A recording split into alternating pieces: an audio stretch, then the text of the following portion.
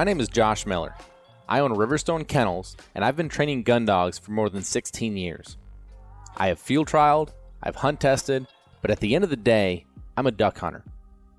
You might find that the duck in our Duck Dogs podcast is spelled uniquely. The UK stands for my British Labs. I love my British Labs.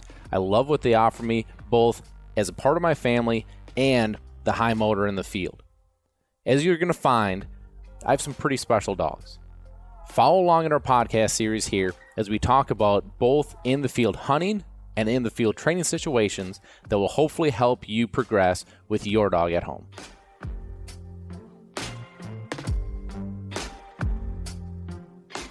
Thank you, Yukonuba, for bringing this podcast to you. I've told you guys this a few times, but my dogs have been on Premium Performance Sport 3020 for some time now, and I absolutely love it. And I wouldn't be telling you that if I didn't truly and wholeheartedly believe that. I would go check it out. Their coats, their energy levels, the recovery time, just all the above. I really can't say enough good things about it. So thank you to Yukonuba. Well, season is over. We flipped over the calendar now. We're into February, which means waterfowl season is put to bed. And I've said this to a few people since getting home, and a lot of times people are like, "What? How can you say that?" But I always say this time of year, I'm ready for it to be done. I just, when you grind that long, from September to the end of January, I think this year I was right in that 90, 91 days. I think 91 is the number of days that I waterfowl hunted this year. It's a grind, and so I think you've done it right when you're ready for it to be over for the season. And I was definitely to that point. So happy to be home. Definitely super, super happy to be catching up on family time. Spending a bunch of time with the kiddos. My daughter, who is almost 2, and I went out ice fishing for the first time 2 days ago, and it has been a nightly thing since, because it's what we did last night. It's what we're doing tonight, and I love it. So loving that time at home. And as I catch up, I wanted to bring this topic to you because this is something that I do every season, and I think that you would find a lot of benefit from doing this yourself. I know for me, I benefit from this greatly, which is, we get home, season's over, and kind of the question's always, now what? And if you're up in the north, we're up in Wisconsin, I'm looking out my window right now at a whole lot of snow. We're supposed to be -20. That's a real number, -20. I think this weekend, and, big negatives all next week. So obviously there's not a whole lot we can do outside. And so it's a great time for me to let my dogs recoup, let me mentally and physically recoup, and make a plan. And so one thing that I always like to do is I like to reflect on the season. I like to come back, decompress for a bit, and then spend some dedicated time to sit down and just reflect on all the hunts, all the situations, both positively and negatively. And I'm a big write it down guy. I know everybody's different, whether you take notes on your phone or your computer, but I love writing things down. And so I have a notebook that I write down all of this, and I do this dog per dog. And I get pretty critical about it. I'd say I probably highlight the negatives even more so than the positives, because the negatives are telling me what I need to work on. And that's really what I'm trying to do. I think for all of us that spend significant time in the field, I think we can all agree that to an extent, whether it's a young dog or old dog, to an extent, your training will unravel over the course of the season. So an example of this. We had a young dog that we hunted with early in the season. It was a client of mine. This dog is crushing training, doing great. I actually think I might have even talked about this dog in one of the first episodes. But this dog was very much on his way to, I think what the owner was kind of thinking is, well, I'm just going to finish up my advanced handling and be done, early spring, and now I'm going to have a finished dog.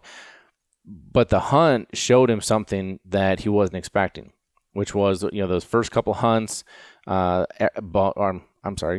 first couple hunts, I'd say, most of those birds were right in the decoys.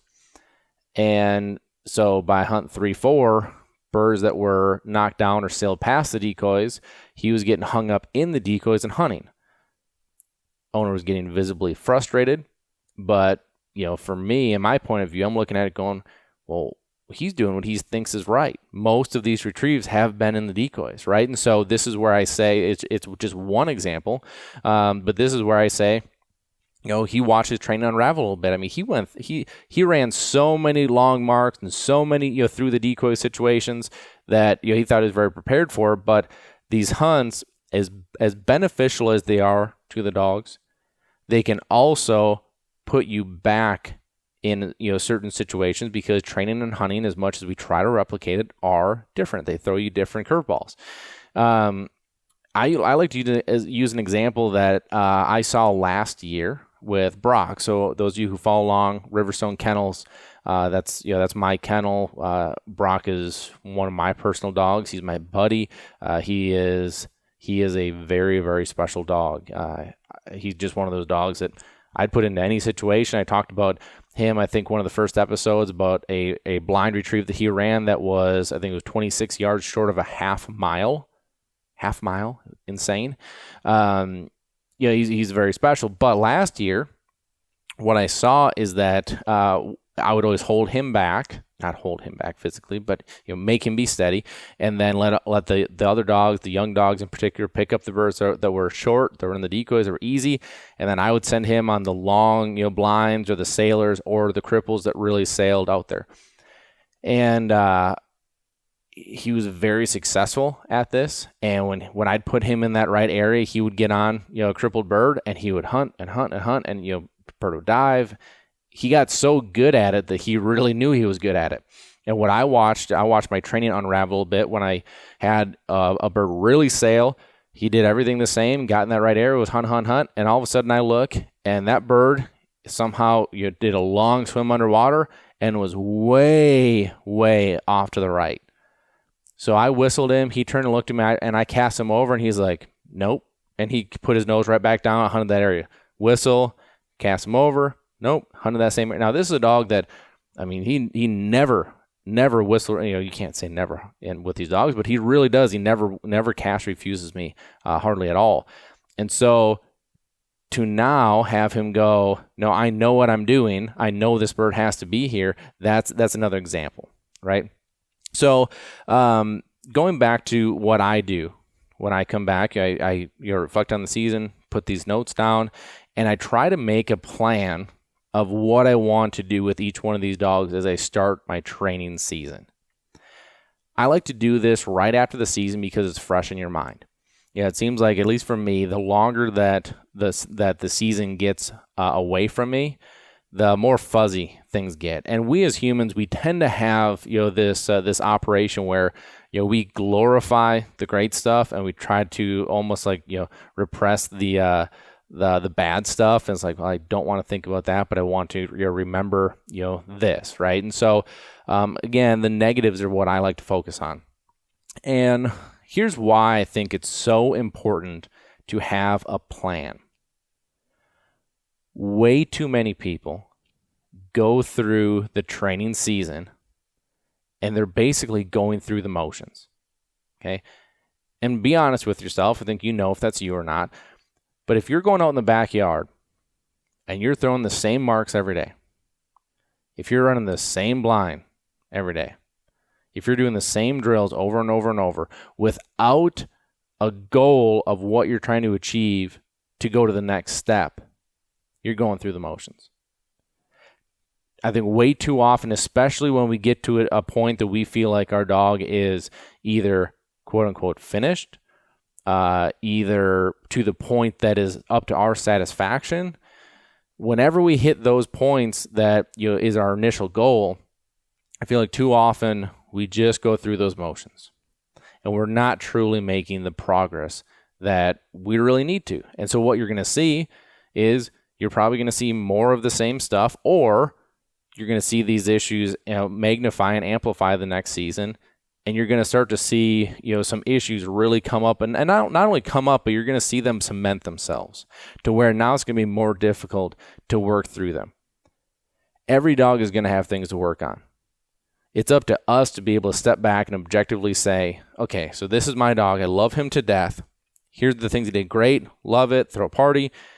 But here's what I need to work on. It's no different than an athlete, right? I had a basketball coach that always told me, I would rather you go shoot 10 free throws with perfect form and focus on those 10 than go shoot 100 just to go shoot 100. It's the same thing with dogs. Going out there with a purpose and a plan makes your time that much more valuable. I mean, I get getting outside with the dog just to get outside with them. There's something to be said about that. But when it comes to training, it probably hurts you more than it helps you. So take this time and really reflect on that. We're going into, if some of you go into Snow Goose, and for a second here, let's talk about Sitka just came out with their new whites. If you guys have not seen them, if you're a snow goose hunter in particular, you got to go check these out because, man, they did some cool stuff where they actually measured the UV that comes, the UV that's off of a real snow goose, that's off decoys, and they tried to make this thing where, you can disappear in a snow goose spread. It's super cool. I love the technology and the thought process that goes into these. So go to www.sitkagear.com and check those out. They're awesome. But we're going into snow goose season. I'm hoping to get a few hunts myself in. And I'm going to go into it where I have a few weeks before I start that. I'm going to try to tackle a few of these items that are on each dog's list as far as the negatives I need to work on. I'm going to try to brush that stuff up, and then I'm going to go try to apply it very thoughtfully. So if I have a situation with a particular dog, I want to go into that hunt and say, okay, here's what I'm going to try to fix. Here's what I'm going to try to apply in the field. Because ultimately, we want this stuff to roll into the field. If you don't have a snow goose season that's coming up, then you've got all spring and all summer to work on this stuff and be very diligent about it. And I think this is really neat. For anybody out there, if you need any training supplies as you go into the training season, www.gundogsupply.com is a partner of this show here, and they have about everything you need. It's very difficult to find any place anymore that is a dedicated dog training operation. They have about every training supply you could ask for. So www.gundogsupply.com. Also check out the Lucky Duck crate. If you guys have not seen that, think about all the time and all the money you spend with your dog. Making it to where they travel in something that is unsafe is just unacceptable, right? Take the time, look at the Lucky Duck crate. It's five-star crash test rating. I've used them all. The Lucky Duck crate is the best one out there. You can take my word for that. So Lucky Duck crate, go check that out. So I really hope you guys enjoyed this part of it. This is something I look forward to every year is reflecting, decompressing. But let's not just get hung up on what we need to work on. This is also a great time to reflect on how great of a time you had in the field. All the fun times, all those memorable retrieves, all the memorable hunts. Ultimately, what I find, if you're the dog guy in your group, everybody else can talk about the limits. Everybody else can have the pile pictures. But you as the dog guy or gal, I think you're out there for more than that. I think you're out there for that experience of you and your dog in the field together. Most of you are probably like me, where pulling the trigger is probably anticlimactic. It's not why you're there. Most of the time, I pull the trigger because it's a necessity for my dog to get his reward. But I think that's what's so cool about this dog community, is that we're out there for so much more. But sometimes I think we need to take that step back and just reflect and enjoy that. Our four-legged partners don't nearly get the time on this earth with us as we wish they did.